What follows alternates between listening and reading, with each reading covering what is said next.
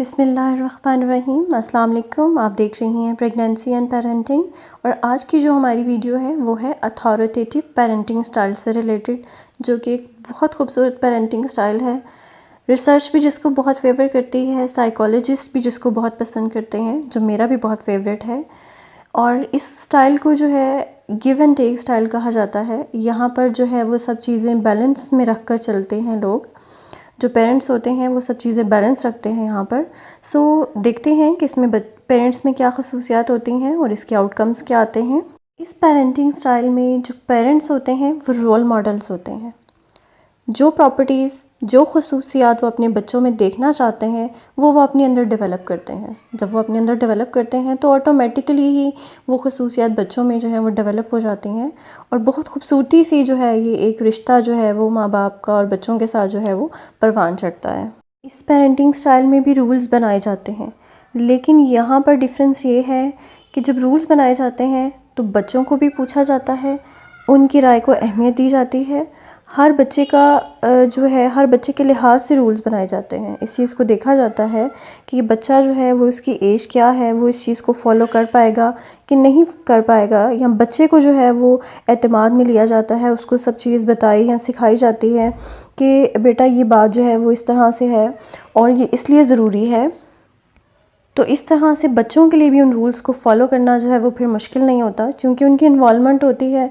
वो भी उस चीज़ को समझते हैं कि ये हमारे लिए बना है या ये चीज़ ठीक है, तो फिर उनके लिए उस पर एक्ट करना भी जो है वो बहुत आसान होता है। इस पेरेंटिंग स्टाइल में हर चीज़ जो है वो एक बैलेंस में जो है वो की जाती है। यहाँ पे भी बच्चों को सज़ा दी जाती है। रूल्स इस पेरेंटिंग स्टाइल में भी बनते हैं। बच्चों को कंट्रोल इस पेरेंटिंग स्टाइल में भी किया जाता है, उनको आज़ादी भी दी जाती है, लेकिन सब चीज़ें जो हैं वो एक बैलेंस में होती हैं। कोई भी चीज़ जो है वो ज़्यादा नहीं होती, कोई भी चीज़ कम नहीं होती। एक बैलेंस में रख के जो है वो एक हेल्दी रिलेशनशिप को जो है वो लेके चला जाता है। यहाँ पे बच्चों की जो ओपिनियंस होती हैं उसको बहुत ज़्यादा वेटेज दी जाती है। बच्चों को पेरेंट्स बता देते हैं कि ये गलत है, ये सही है, और फिर उन्हें एट अ टाइम्स उन्हें जो है वो फ़ैसला करने की इजाज़त भी दी जाती है कि इस पॉइंट पे आप अपने लिए ख़ुद जो है वो राइट एंड रॉन्ग डिसाइड करो, इस सिचुएशन को खुद हैंडल करो। तो बच्चों को जो है वो इस किस्म की आज़ादी भी जो है वो बच्चों को दी जाती है, ताकि वो अपनी ओपिनियंस को एक्सप्रेस कर सकें, अपनी जो डिसीजंस हैं उनके आउटकम्स वो जो हैं वो देख सकें। इस पेरेंटिंग स्टाइल के जो बच्चों पे जो आउटकम्स हैं वो बहुत पॉजिटिव, बहुत अच्छे आउटकम्स आते हैं। अब चूँकि पेरेंट्स ने बच्चों को अलाउ किया था कि वो अपनी ओपिनियंस एक्सप्रेस कर सकें, अपने डिसीजंस ले सकें, तो बच्चों की जो डिसीजन पावर्स होती हैं जब वो बड़े हो जाते हैं तो बहुत अच्छी डिसीजन पावर्स होती हैं, जिसमें उन्होंने अच्छाई और बुराई के फैक्टर को देखा होता है। सेफ्टी के रिस्क जो होते हैं वो उनको भी वो खुद ब खुद जो है वो वैल्यूएट कर सकते हैं। तो बच्चे जो हैं वो अच्छे डिसीजन मेकर होते हैं। इस पेरेंटिंग स्टाइल के आउटकम्स ये भी होते हैं कि बच्चे जो होते हैं वो हैप्पी होते हैं, मोर कैपेबल होते हैं, वो चीज़ों को करने के लिए मोर कैपेबल होते हैं, और वो सक्सेसफुल होते हैं अपनी लाइफ में। और क्योंकि उन्हें आज़ादी भी दी गई होती है और साथ साथ अपनी ज़िम्मेदारी का एहसास भी दिलाया गया होता है, तो जब वो बड़े होते हैं तो वो रिस्पॉन्सिबल अडल्ट्स बनते हैं, जो ज़िम्मेदारियों को निभाने वाले होते हैं, जो पॉजिटिव थॉट्स रखने वाले होते हैं, और जो अपनी लाइफ में जो है वो खुश और मुतमईन होते हैं।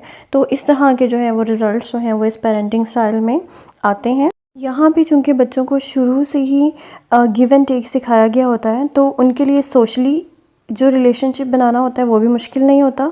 उसमें भी वो ईज़िली जो है वो अपने रिलेशनशिप्स को लेके चलते हैं, और उनकी मेंटल हेल्थ भी स्ट्रॉन्ग होती है, क्योंकि उन्हें इस तरह का माहौल प्रोवाइड किया गया होता है, स्ट्रेस फ्री माहौल।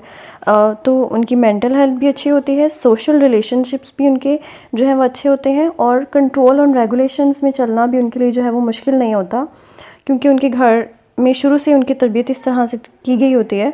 तो कंट्रोल और रेगुलेशंस के साथ चलना भी उनके लिए जो है वो मुश्किल नहीं होता, और वो अपनी हर जो फील्ड होती है लाइफ की उसमें अच्छे से परफॉर्म कर पाते हैं।